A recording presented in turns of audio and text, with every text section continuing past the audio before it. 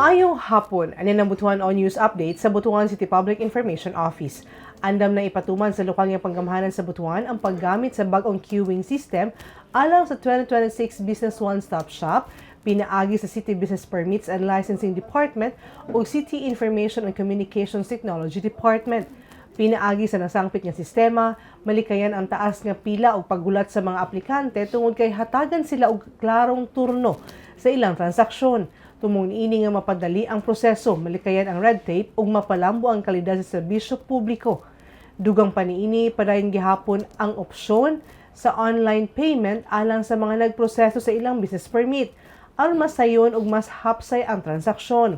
Kini nga inisyatibo kabahin sa padayon nga paningkamot sa LGU Butuan sa paghatag og mas epesyente, transparent ug business-friendly nga serbisyo publiko nga naglantaw sa mas modernong paagi sa pagserbisyo sa katawhan o sa lokal nga panggamhae. O makatong update ni adlaw alang sa mga updates, follow the like official Facebook page, TikTok, Instagram ug subscribe sa YouTube channel sa Butuan City Public Information Office. 7 days na lang, Pasko na. Ako si Charmaine Awitan. Daghang salamat.